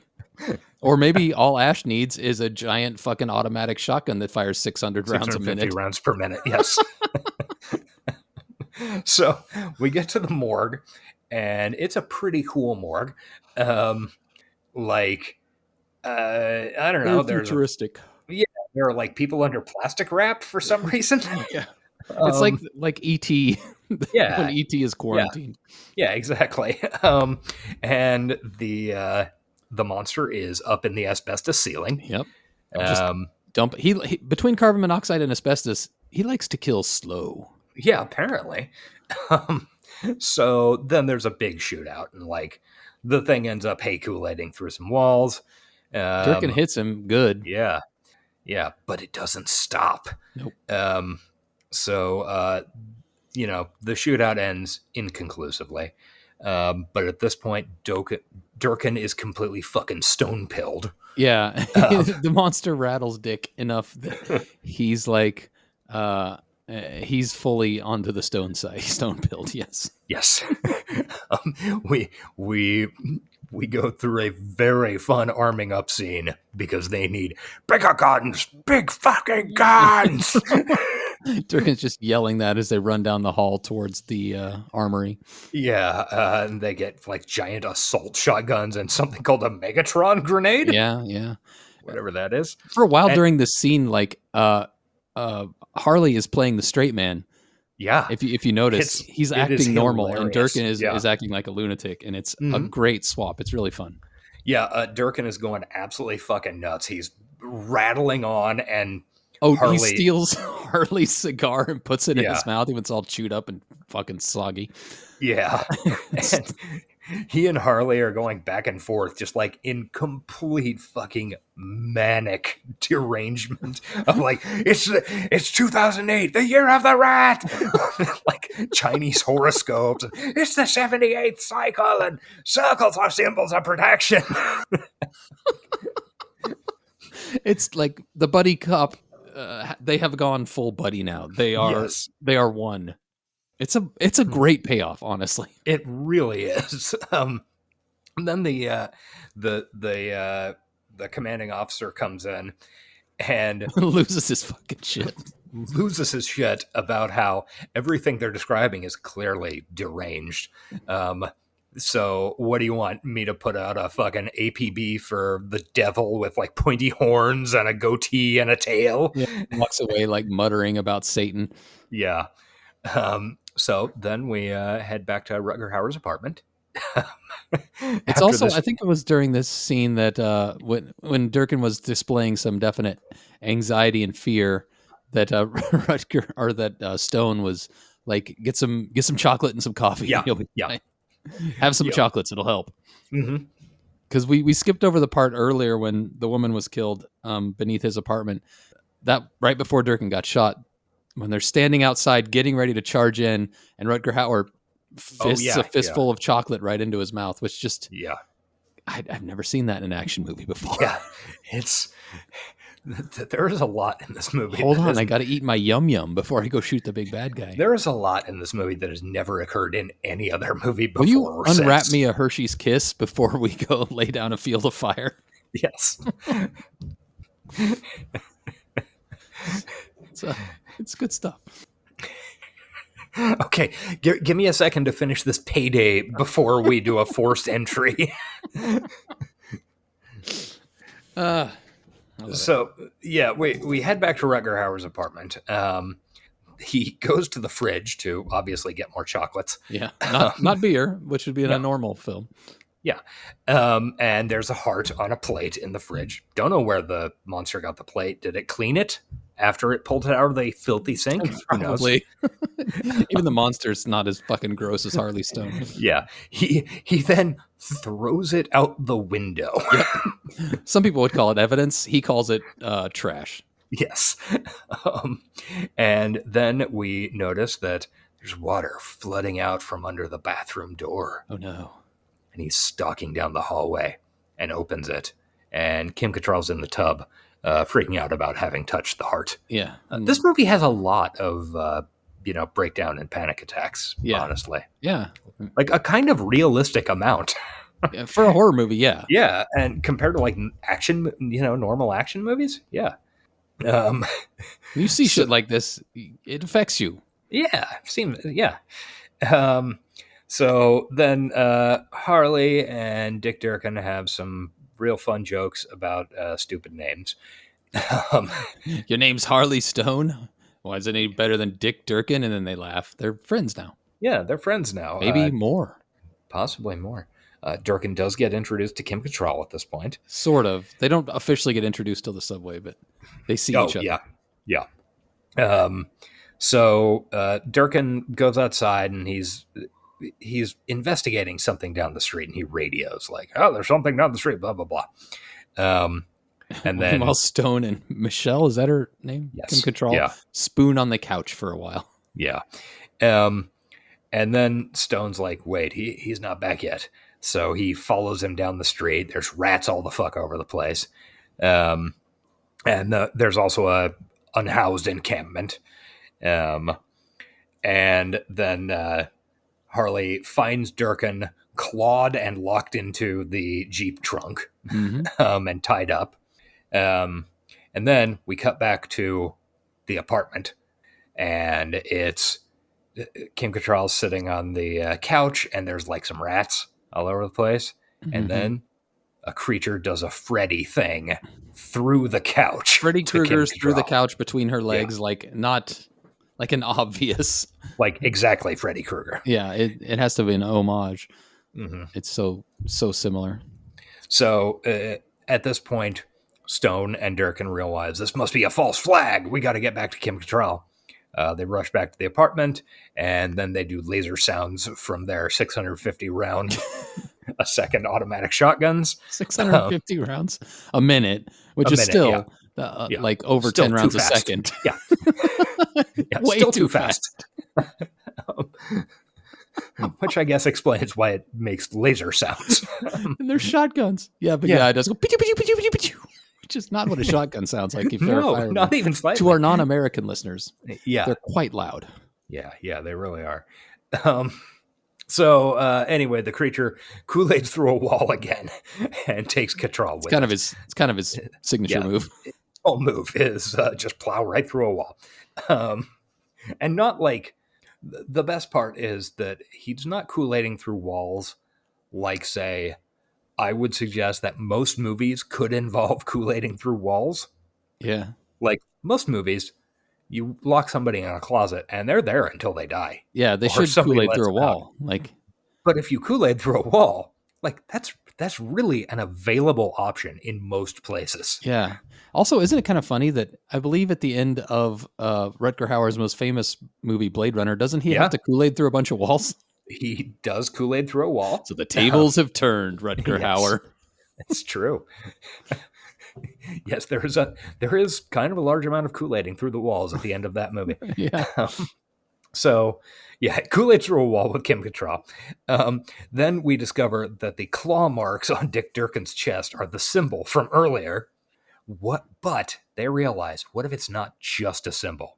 What if it's a map? They realize this just by randomly thinking of it. Yeah. And then we look at it in a mirror, and it is like the most... There's It no is the Dr. most House nonsense moment. I have ever seen.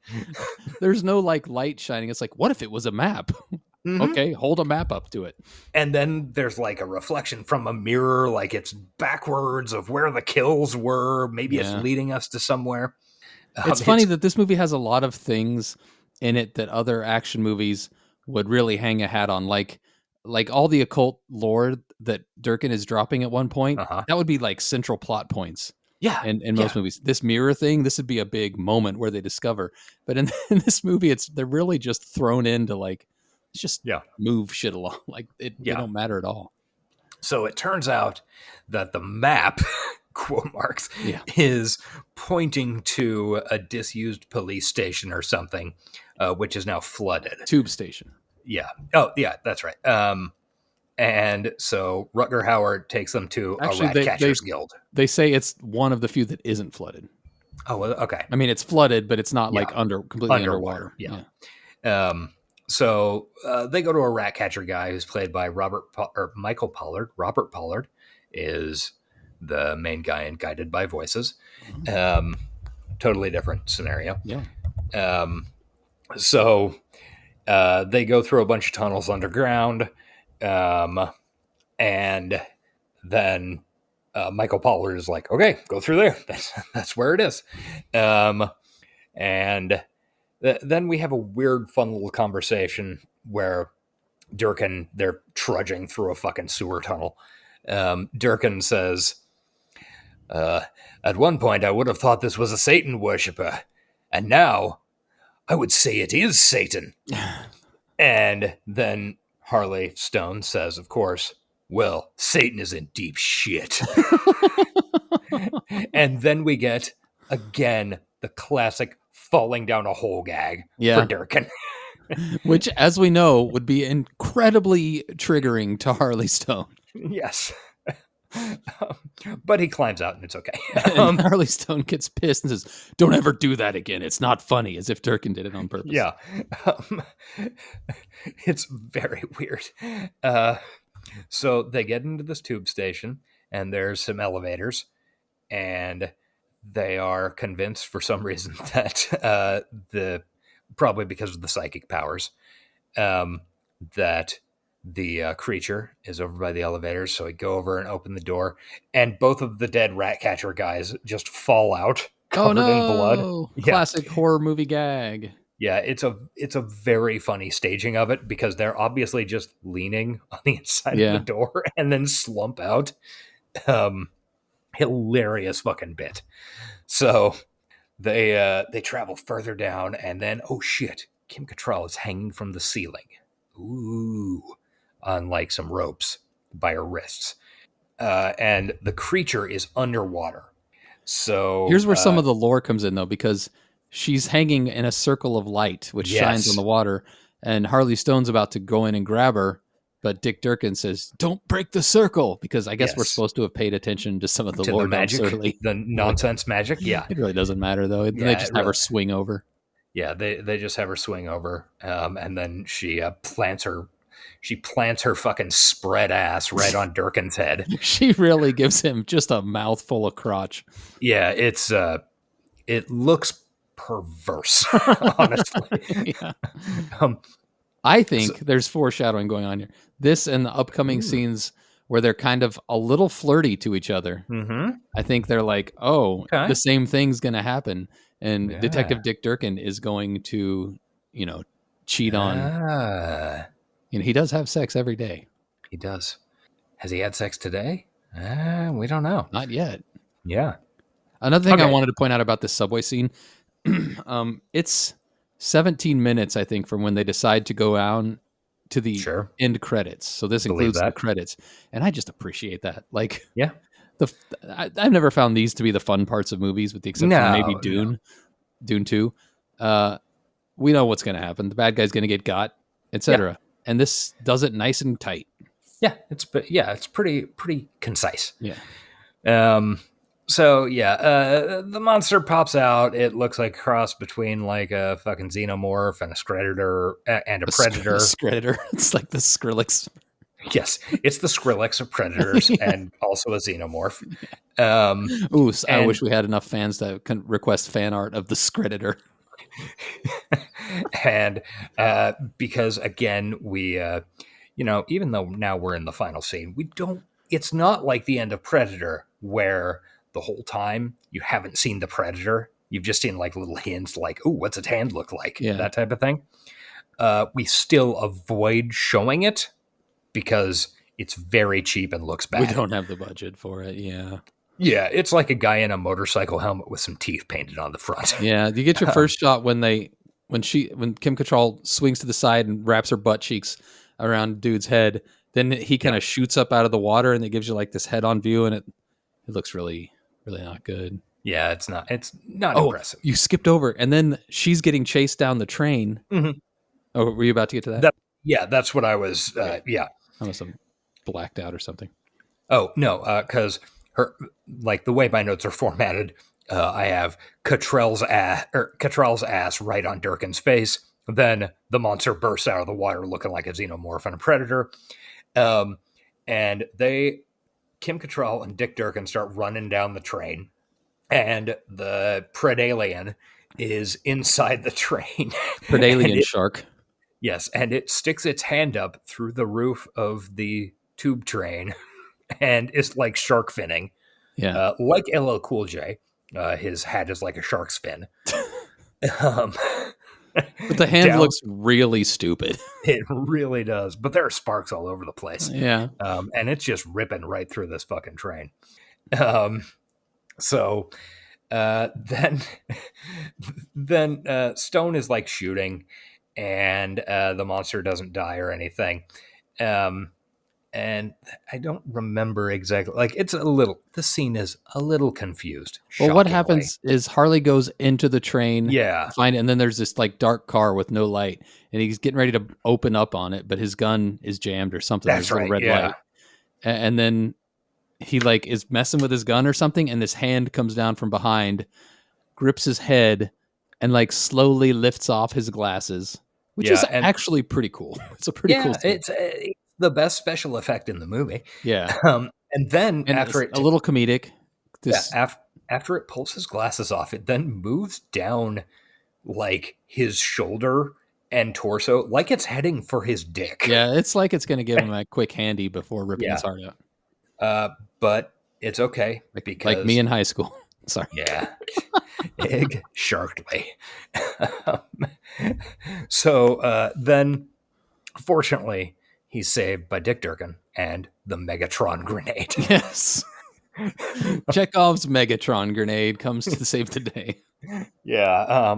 So the Megatron grenade gets thrown into the subway car. It blows up. The creature is still alive, but it's hurt. So Harley has a great fucking idea. I'm going to run over to a wall, yank some fucking, I don't know, what's the British equivalent of 220? I have no idea. I mean, I know like their wall outlets use 220, but like heavy duty cable. Heavy duty thick electrical wire. Yeah. And he exclaims, "I'm going to fry the fucker." Yeah. And then everybody jumps onto wet metal. Yeah. Get out of the water and hold on to this metal that's in the water. Yeah. It's a very cool and sensible plan. For those of you not familiar, water conducts, but not super well. Metal conducts very well. Yeah, it's a whole thing. So they're gonna electrocute it, and he it doesn't work. But the creature gets Stone and is about to fucking bite his face off or something. And this is the point at which you discover that it really has a Venom mouth, like Venom, the Marvel Comics character. Yeah, pre-Venom movie. Yeah. Oh, substantially. Yeah. And also, I will say this is not as good a performance as I think Tom Hardy would have given in the same role. Oh, they should have got Tom Hardy. He would have been a baby. Yeah. Now. He would have been 15, 16. Like our age, yeah. Yeah. So can I point out something else weird real quick? Feel free. Slightly before this. When they're getting ready to electrocute him, Harley shoves the electrical wire into the car. Well, he's running over. He says, "Wait till I say when." He shoves the wire in. And he says, "When." When? And then what's his name? Detective Dick Durkin says, "Are you sure?" Yeah. And Kim Cattrall says, "He said when." Yeah. It was just weird. Like, It's a weird little interaction to have in a movie. Yeah, especially at the high point like that. Yeah. It's not really funny. It's just weird. Yeah. So then it's the creature's about to eat Harley Stone, but he shoves his hand into his chest and Could have rips his just heart out. done that the whole time, I guess. Yeah, apparently. A really weak chest plate. Then the subtitles state, quote, shrieking and screaming from within heart as okay. a sound effect. Okay, I didn't pick that up. I heard the shrieking and screaming, Yeah. but I didn't know that was from within the heart. Thanks, subtitles. Yeah. At first, I thought it was Kim Cattrall, actually. No. I saw that and was like, well, I definitely have to take that down exactly because it's too weird. Well, I'm guessing that's probably where all the souls are stored that he's been. Yeah, all the collecting. psychic power or something. Probably all the women he's murdered scream because there's clearly a woman's scream. Mm-hmm. Okay, so then it's over. Did you? Except we cut immediately to a speedboat ripping down the Thames. Before that, he gets rid of the heart by holding it at arm's length. Oh, yeah, that's right. Taking his massive hand cannon Yes. and shooting it out of his own hand, which is a great way to lose a lot of fingers. Yeah, it really is. It's a cool move. But anyway, it solves the creature. Yeah. That part's done. Or is it? Is it? So we cut to a speedboat ripping down the Thames. And I thought this should have Let's Talk About Sex playing.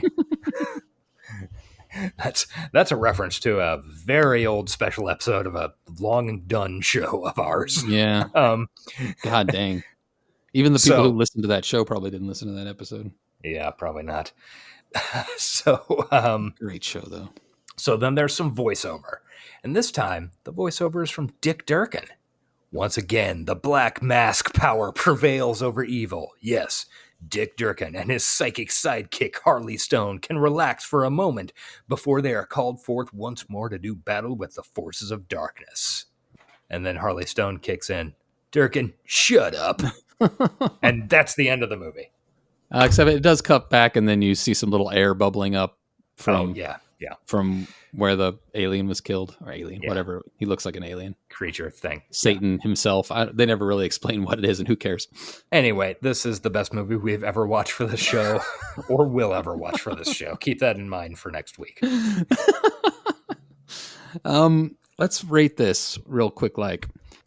Story. Now these ratings are going to be low, but that doesn't mean we don't like the movie.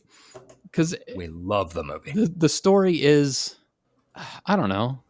I'm gonna give the movie it's a 10 on those. I'm gonna give it a 5. It's a 4.5. 4.5. Yeah, I mean, I was gonna go 5. So it's not good. Like it's a semi-competent. Yeah, if we're not counting the world building. Yeah, the story is a semi-competent version of this. Yeah. I mean, really, detective looking for killer that turns out to be monster is pretty commonplace. Yeah. Influence, I wouldn't say none. Yeah, I honestly don't know. I wish this had more influence. There's enough things in it that I've seen repeated that makes me think it's like with Cherry 2000. Like I hated to say none on that because clearly there are people out there like us who would watch something like this and love it.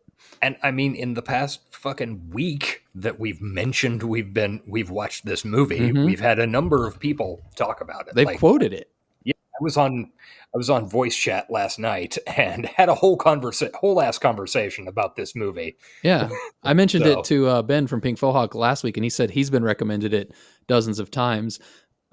People in the Shadowrun universe like it because so many Shadowrun characters are so clearly this guy. Yeah.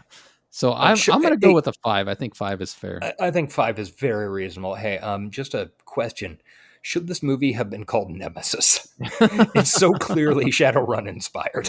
Yeah, it could have. It very easily could have. It did have a number of titles that it was working with. It's on the wiki. That would make it feel a lot more horror and a lot less cyberpunk. Like Split Second is very cyberpunk sounding, which it means exactly nothing in relation to this movie. Absolutely nothing. It's honestly pretty impressive. Prescience. not Well, too shabby. Like, yeah. the global warming is pretty spot on. I can see London flooding. Yeah, cops are completely psychopathic and firing guns all of the time. Yeah, absolutely. Oh. Mental, like, anxiety is a huge problem, and it's only going to get worse as the world gets worse. Yes, absolutely true. I'll give it an 8, I think. And also, police interactions with dogs are usually not to the satisfaction of anyone involved. Usually, though, in real life, they do end bloody. Yeah, they do. This one was a little better, but maybe 8's high. Maybe I'll do 7. Yeah, I think 7 is a completely fair. I agree. Yeah. Style. Style 10. Okay, I'm gonna go 9 simply because the whole fucking Rutger Hauer thing is just iconic. Yeah, I'm gonna go 8 because it's all on the back of Rutger Hauer. Like, it really is, but oh my god, that back is so strong. I mean, Kim Cattrall's got some style, and it's fine. The club scene in the beginning has some, but yeah, it's 98% Rutger Hauer carrying the style of this film, and man, he is carrying it fucking well. Yeah. And then lastly, 1 to 5, what'd you think? How do you feel? I am happy to mark this as, I don't know, what do we rank Cherry 2000 at in terms of hand? We were really spread. I ranked it a 4, you ranked it a 3.5, and I'm feeling if I gave Cherry 2000 a 4, I've got to give Split Second a 5. Yeah, I did like it a little bit more. This is a 4 for me. Okay. I mean, no, 4.5, because it's a, like, goddamn, it's so much better than it deserves to be. Yeah, I agree. I mean, I enjoyed it. I enjoyed it twice, which is, I don't usually rewatch a lot, so I feel like that's about as good as I can hope for. Yeah, I would feel absolutely no reservations if somebody were coming over to my place tonight and said, "Hey, you want to watch Split Second?" I would be like, "Sure." Want to see something really scary? Yes. Little peek behind the curtain. We kind of crammed this episode in last minute and picked this movie simply because of when Josh listed it on our list. He added Rutger Hauer shows his badge to a dog, not as a bit. So, like, let's watch that movie. Yeah. And it turned out to be a little hidden gem, which back-to-back hidden gems is cool.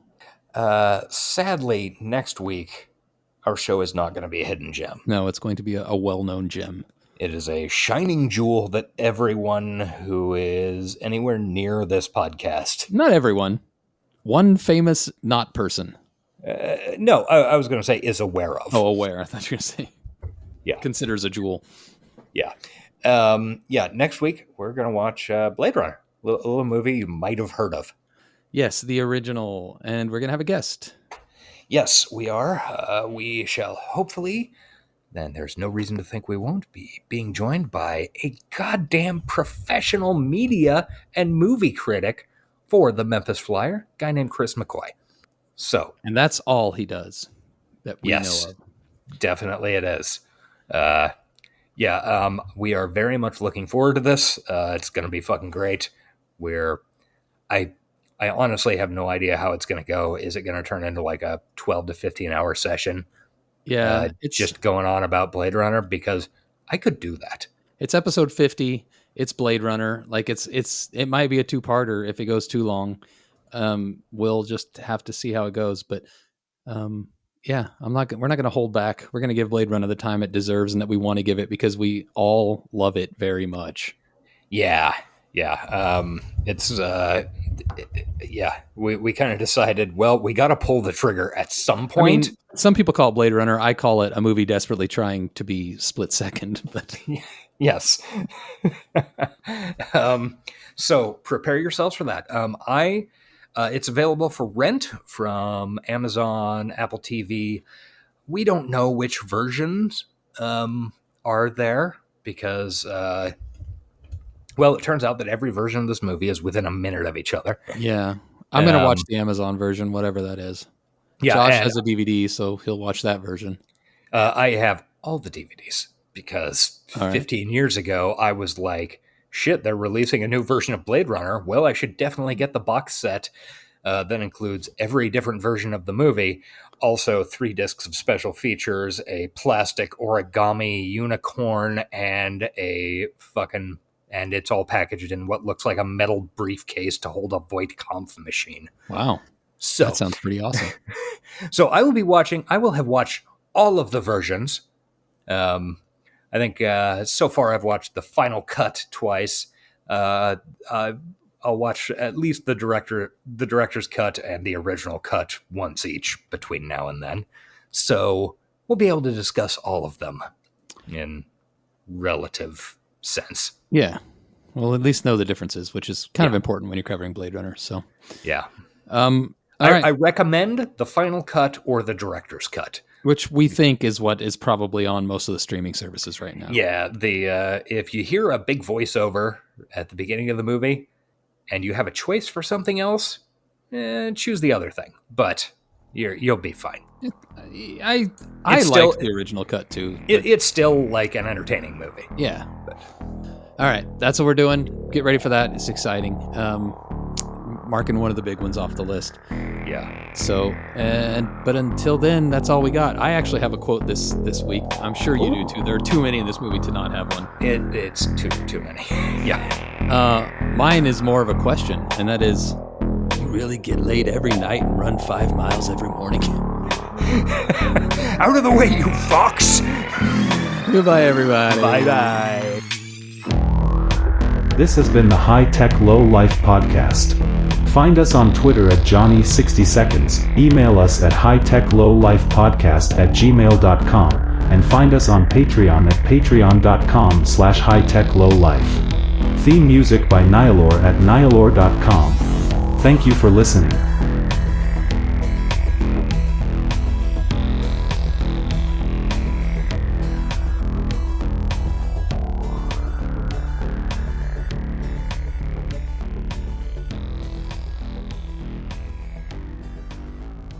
Keep it moving. Come on, what are you waiting on? Let's go. They're trashing our rights, man! They're trashing the fluid data! They're trashing! Everybody, hide the planet! Hide the planet! Shut up and get in the car.